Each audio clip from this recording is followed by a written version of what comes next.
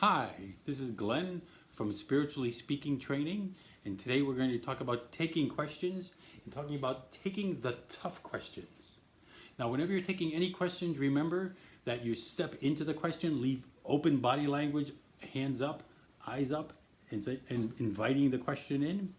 Tough questions, this is extra challenging because we have to, even though we feel like could be feeling like we're being attacked by the question, is actually step into the question more, get closer to the speaker, and keep your body language open and your facial expressions open to invite the questions to show that you're in charge and that you're okay with being taking these tough questions. So there are three types of tough questions.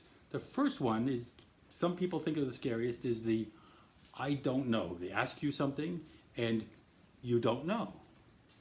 And the answer to that is, thank you for that question.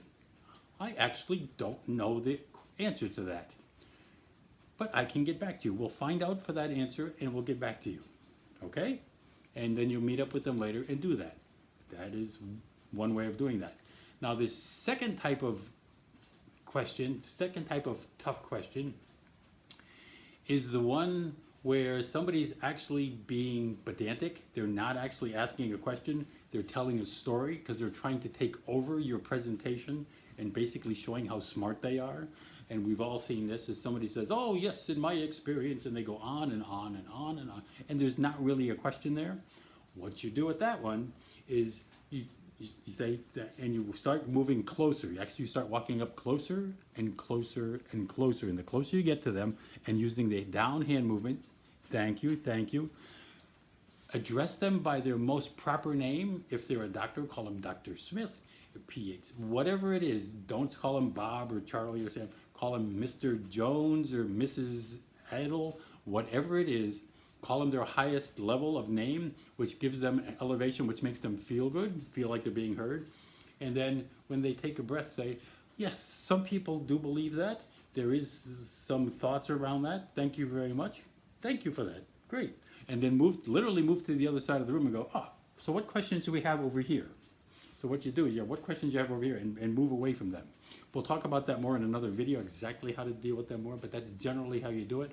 You acknowledge them, you make them feel heard, you make them feel important by using their most proper name that you can give them, and then agree with them slightly. Yes, some people believe that. Just say some people, because some people believe anything, and then just move on. Now, the third type of question is actually the really toughest one, the one where you feel like you're being attacked, your message is being attacked, your idea is being attacked. Say, I think this is all bullshit, or whatever. Sorry for the language. And what you do with that is, first thing you do is, before your presentation, know your material. Now, I don't mean know as in K-N-O-W, I mean N-O, your material. No, like come up with any kind of crazy questions that somebody would say, no, this isn't right. No, this doesn't work. No, we've tried that. No, this study. So come up with all those possible answers, all those possible questions that may be thrown at you, the craziest ones. Get your friends together and just have a great time coming up with things that people would say, no, even the most ridiculous ones, and come up with answers for those. Now, the idea is to come up with an answer. The first thing you do is the same thing. You walk towards the questioner, and you say, thank you for that, and you agree with them. I agree that this is this. And our study does this, our procedure does this, our methodology does this, and that one is actually talking about this. So you shift it. I've come up with a great answer in case anybody says, your presentation says, oh, all your speaking stuff is just bull crap. And I go, right. This is all bullcrap, because this is not the most important thing. The most important thing is your presentation, your idea, your passion, getting it out there. But bullcrap, this bullcrap is like, what is bullcrap? It's fertilizer. And what do you do with fertilizer? You put it on top of stuff you want to grow.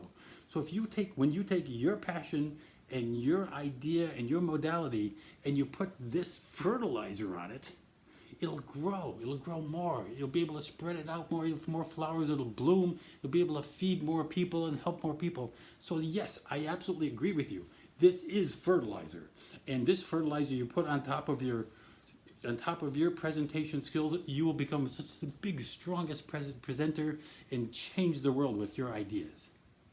So I just, like a Jinshin move, just went from, hey, this stuff is bullcrap, to, yes, it is bullcrap, which is fertilizer, which is going to help you grow and change the world. So by taking those things and coming up with a know your material, you'll be able to do the tough questions and be able to really weather the storm in a presentation, and not only weather the storm, come out and shine in a presentation with the tough questions. Thank you very much. I love you guys. Keep speaking. Love ya.